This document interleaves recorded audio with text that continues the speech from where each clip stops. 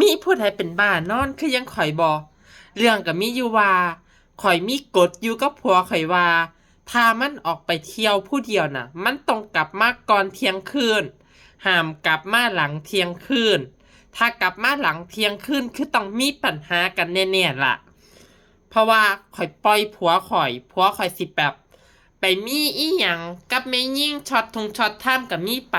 แต่ว่าข่อยขออย่างเดียวต้องกลับมาก่อนเที่ยงคืน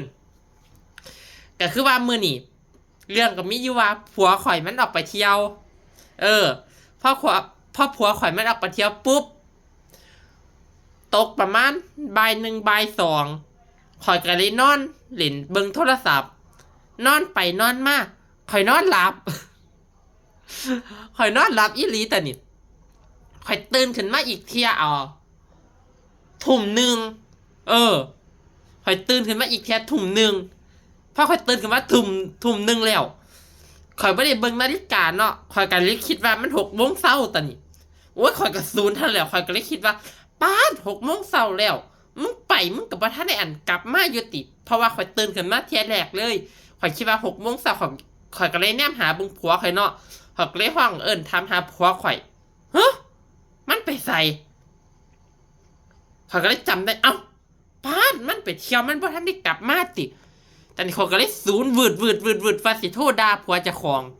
ว่าสิโทษบอกว่ามึงกลับมาเดี๋ยวนี้เลยมึงกลับมาแค่กับกูเดี๋ยวนี้เลยเพราะนั้นมึงกับกูเลิกกันเลยมึงมาขนของออกจากห้องเดี๋ยวนี้เลย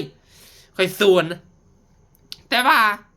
เรื่องมันกับพีกตอนคอยสิโทษด่ามันคอยก็เลยเบิ่งนาฬิกาในโทรศัพท์เอามันมาเป็น6 โมงเช้าตอนนี้มันมันบ่ทันได้ไปมือใหม่อยู่มันยังอยู่มือเก่าอยู่มันหัวตาทุ่ม 1ข่อยก็เลยอยากหัวจะกองถ้าข่อยว่าเบิ่งในอันหน้าในกันในโทรศัพท์ข่อยกับผัวข่อยก็เลยสิได้ผิดกันยกใหญ่เร็วๆข่อยก็เลยบ่โทรหามันข่อยก็เลยเข้าห้องน้ำสรุปข่อยตื่นทุ่ม 1แม่นบ่ผัวข่อยมันก็เลยกลับมาตอนทุ่ม 15ข่อยก็เลยบอกให้มันฟังว่าข่อยเป็นบ้านอนข่อยตื่นขึ้นมาข่อยนึกว่าอัน6 โมงเช้าเกิดเป็นข่อยโทรด่ามันก็เลยนั่งหัวกับข่อยอยู่ว่าสันว่าข่อยเป็นบ้านอน